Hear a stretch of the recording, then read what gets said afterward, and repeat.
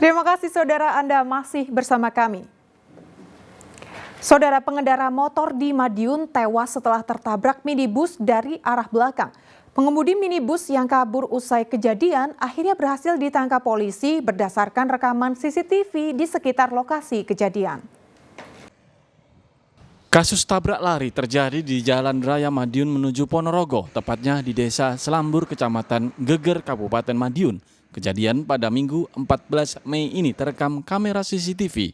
Terlihat minibus yang melaju dari arah Madiun menuju Ponorogo menabrak pengendara motor dari arah belakang hingga korban terseret 200 meter.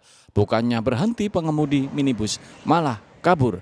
Sedangkan korban pengendara motor Ongki Ensivano Tegar Saputra, 18 tahun, warga Kecamatan Dolopo, Kabupaten Madiun, tergeletak di jalan dan tewas seketika.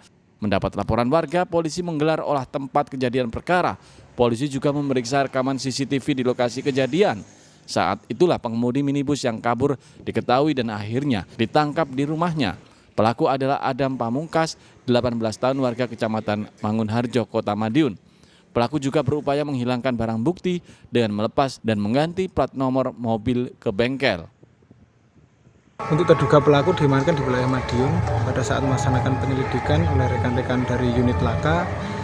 Sekarang sudah berada di Mapolres. Berdasarkan dari olah TKP untuk kejadian tabrak belakang atau pada saat pengemudi berada dalam posisi berkendara ditabrak oleh terduga pelaku dari belakang dengan benturan yang cukup keras sehingga mengakibatkan dari korban itu terseret sejauh kurang lebih 200 meter sehingga mengakibatkan meninggal dunia.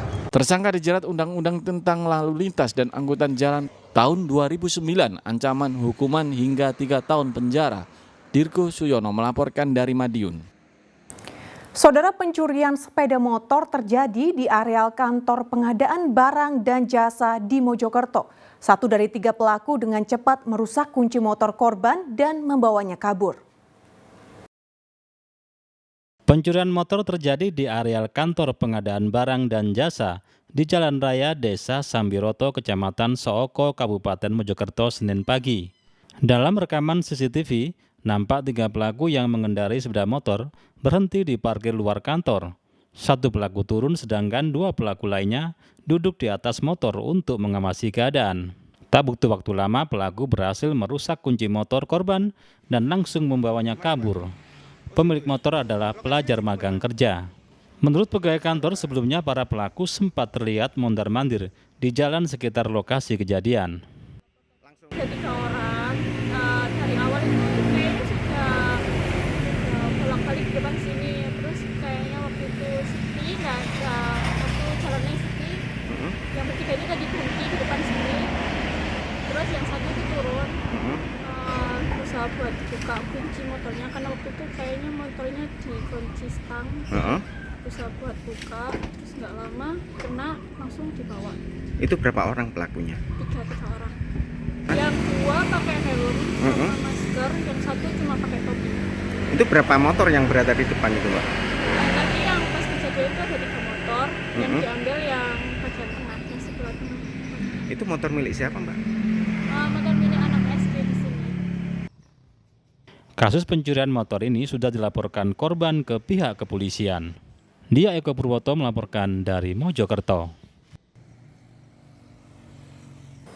Saudara, ikan paus sepanjang 12 meter ditemukan terdampar di mangrove Kejawan Putih, Tambak Mulyorejo, Surabaya. Saat ditemukan oleh nelayan setempat, ikan paus berjenis kelamin betina ini sudah mati. Ikan paus ini akan dievakuasi dengan ditarik ke tengah laut agar tidak mengganggu aktivitas nelayan. Warga nelayan Kejawan Putih, Tambak Mulyorejo, Surabaya dikejutkan dengan ditemukannya ikan paus yang mengambang di bibir pantai di sekitar wilayah hutan mangrove Sabtu malam. Ikan paus berjenis kelamin betina ini panjangnya 12 meter dan diperkirakan berbobot 10 ton. Temuan satwa mamalia laut ini kemudian dilaporkan kepada petugas kelurahan. Muhammad Yasin mengatakan awalnya ia melihat paus tersebut mengambang di tepi pantai saat ia melaut untuk mencari ikan. Setelah dicek ternyata ikan raksasa tersebut sudah mati. Kemarin sama DKP provinsi sama kota, sama juga dokter dari UNER itu mau ke sana mensurvei itu. Jadi diketahui jenis kelaminnya perempuan betina, panjangnya 12 meter.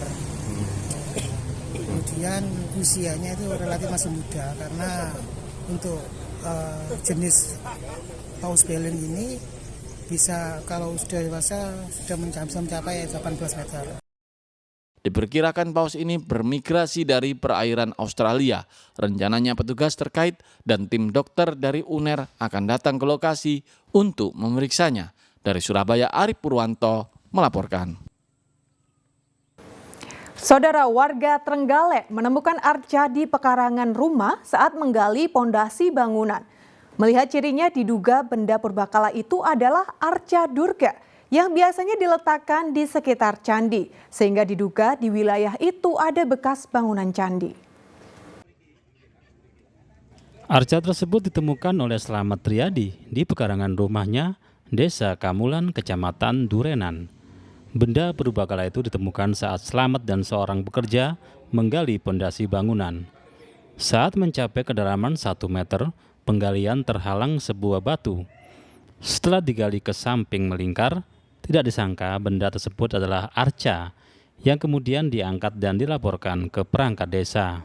Arca yang diidentifikasi sebagai Durga Mahisa Suramardini itu memiliki tinggi 40 cm dengan kondisi terpotong bagian atasnya. Agus Prasmono, pegawai Dinas Prawisata dan Budaya Trenggalek mengatakan, arca Durga biasanya ditemukan di sekitar candi Hindu, sehingga diduga di sekitar wilayah itu ada bekas bangunan candi. Patung Bathara Guru. Ini untuk pemiliknya akan dibuat pondasi rumah. Kemudian beliaunya menemukan patung Bathara Guru sudah tidak ada kepala, sudah terpotong kepalanya, sudah tidak ada. Tidak ada. Kemudian sekarang patungnya sudah disimpan di kantor Desa Kamulan. Arca ini biasanya diletakkan di candi karena ini merupakan arca yang menjadi sesembahan. Jadi pada dasarnya arca Durga atau Siwa itu kan arca perusak. Supaya mereka tidak merusak, makanya diujar. Itu. Lah, kalau arca ini ditemukan di lokasi situ, yang menjadi pertanyaan,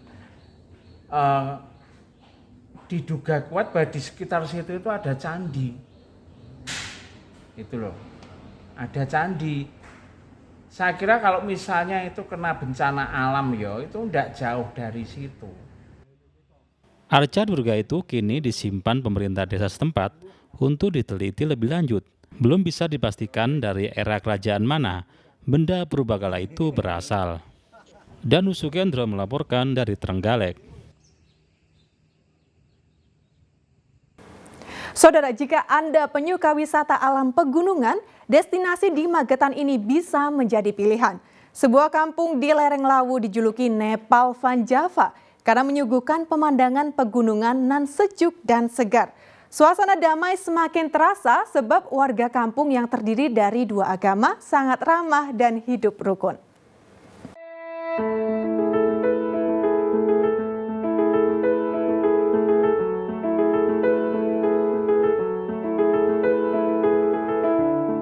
Destinasi wisata ini berada di Dusun Wonomulyo, Desa Kenilangit, Kecamatan Poncol, Kabupaten Magetan. Dari kampung yang berada di lereng Gunung Lawu itu, pengunjung bisa melihat keindahan beberapa gunung lainnya.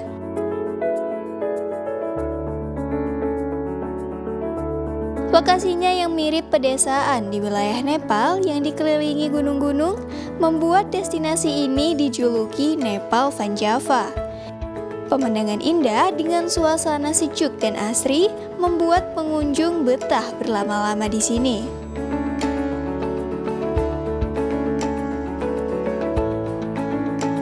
Kampung yang berada di ketinggian 1.300 meter di atas permukaan laut itu dihuni 300-an keluarga.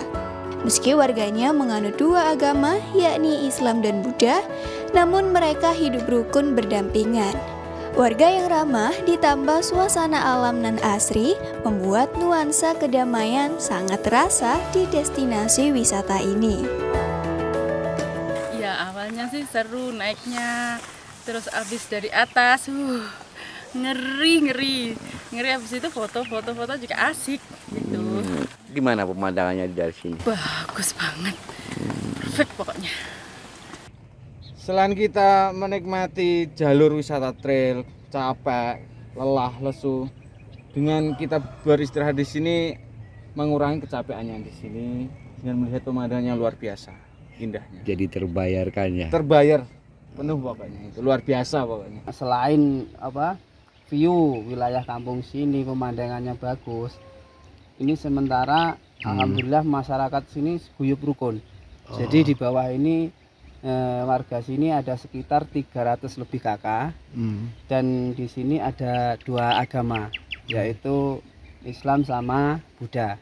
Jadi di bawah itu ada masjid sama pondok, terus di paling barat sana ada vihara untuk umat Buddha.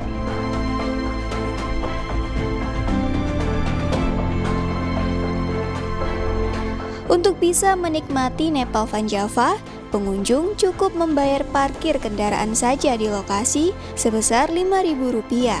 Sementara pengelolaan wisata Wonomulyo ini dilakukan oleh Badan Usaha Milik Desa atau BUMDes. Dirgo Suyono melaporkan dari Magetan.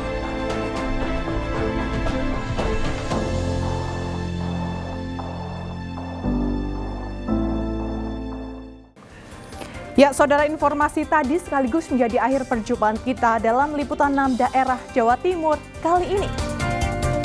Atas nama seluruh kru yang bertugas, saya Mandari Sasmita mengucapkan terima kasih atas perhatian Anda. Selamat beraktivitas dan salam SCTV.